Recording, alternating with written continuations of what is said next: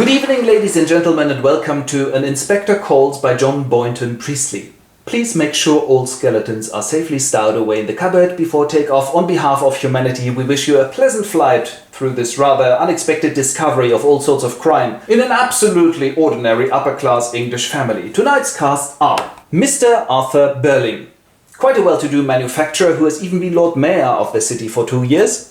His wife, Sybil, is the chair of a local charity, so she doesn't have to practice any. Their daughter, Sheila, has finally managed to get engaged to the man she's always loved, Gerald Croft, who actually hasn't always loved her in return, but is now very pleased with the arrangement. He's going to be Lord Croft one day, and then probably grandfather of Lara Croft. The Berling's son, Eric, the very model of a young man. He is into alternative facts, he's after every skirt in the county, and he drinks far too much. Finally, of course, there is the title hero who knows absolutely everything, Inspector Google. A ghoul, a very keen and unabashed man who otherwise has no outstanding personal features. Priestley was a very productive author, although today he's really best known for this play, which he wrote in 1944-45 in just 1 week.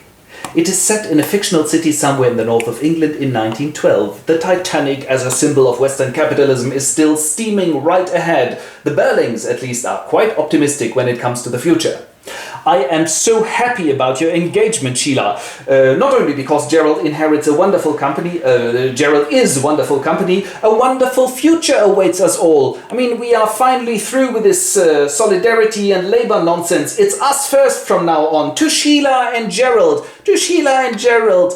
And when the women have retired and Eric is also gone for a moment, Berling goes, and by the way, I'll probably get knighted soon. Oh, congratulations, ding dong. And the servant shows in, Inspector Gould. Oh, good evening, sir. I've got a few questions. A young woman died 2 hours ago, killing herself with disinfectant, burnt her inside out. Yuck! And what do I have to do with this? And he shows him a photograph. Eva Smith. I'll show the others later. Do you recognize her? No. 2 years ago you fired her. Yeah, well, but I'm not responsible for her suicide, otherwise we'd all be responsible for everybody else. Indeed. This girl asked for a pay rise. She went on strike. Of course I had to fire her. And Gerald seconds him and goes, of course you had to fire her. And Sheila comes in. And her father goes, the inspector was just about to leave. Actually not. A young woman, I had fired 2 years ago, has killed herself, but not because of that, not immediately. 2 months after, she found a new job at a shop called Millwoods, until a customer complained about her. When was that? A year ago. And he shows her the picture. No, sniff, it was I who complained because I was angry because I had tried on something that didn't fit and she was so young and pretty and smiled. Oh, don't you owe me? Well, don't you well me? I didn't mean it like that. I wish... why did this have to happen? Well, we'll find out. She then changed her name to Daisy Renton. What? I need a drink. And for a moment, everybody else, apart from Sheila, leave the room and she goes, well, Gerald, don't you well me? Yeah, okay, she was the reason you didn't see much of me last spring and summer, but that's over now. And the inspector comes back. Inspector, Miss Berling, I think, wants to go to bed now. I certainly don't. And then her mother comes in too and says, Inspector, I think we can't help you anymore. Can we? Mum, stop it. What? Whatever it is, say it now. It will come out. Where are Mr. Berling and Eric? Oh, Eric must have drunk a little too much. He's not used to it. Of course he's used to it. He's a drunkard. Sheila! We must tell the truth. And when Berling's back, the inspector turns to Gerald. When did you get to know her? Well, last March. I met her in a music hall. I took her home but it was nothing at first. We got talking. I found out how hard up she was, so I wanted to help her. I put her up at a friend's place and gave her money. But then she became your mistress. Yeah, of course she did. But by September it was all over. Well, at least you're honest now. Here's your ring back. Right. Can I take a break for a moment? I'll be back. Okay. And he goes. Mrs. Berling, now take a look at this picture, please. Do you know that person? No, I don't know her. Tell the truth, Mum. She came to your Brumley Women's Charity 2 weeks ago, didn't she? Maybe.